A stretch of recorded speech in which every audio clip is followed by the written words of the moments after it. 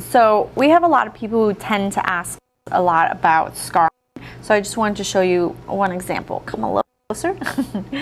This is a injury to the back of the hand, and normally I always say when things happen to the back of the hand, scarring can become a really big issue. And you could see here that if I move up on the skin, you can see where it's stuck, right? So scarring, what happens is when you have an incision, like if you cut yourself or you had surgery, in this case he had surgery, and you can see that the scarring is deep inside, and when I try to move the skin, he's stuck. And scarring is not just wherever the incision is, the line is, but it can be anywhere else. So if you take a look at the back of anyone's hands, you're supposed to see wrinkles.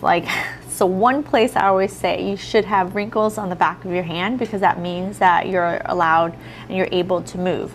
On the back of your hand, when you have wrinkles, you can see the tendons, you can see the knuckles, you can see all these wrinkles, and that's a really good sign, because every time you make a fist, the skin gets stretched out in order for you to be able to make a fist, right? So on the back of the hand, you want to be able to see that the skin is able to lift off. See how the skin is really subtle back here? Supple, not subtle, supple. So we can move it, we can glide it in all directions, and everything moves. Now what happens when you have an injury, and you can see like the real big difference here, he's got a lot of swelling, because you can see that he doesn't have as many wrinkles. Can you make a fist? Cerrar los dedos. See, he's having a really hard time making a fist, because the skin here is just so tight. And a lot of times, there's a lot of different reasons, but I just want to at least show you what scarring happens. What happens when you have scarring on the back of the hand? It can be a really difficult thing.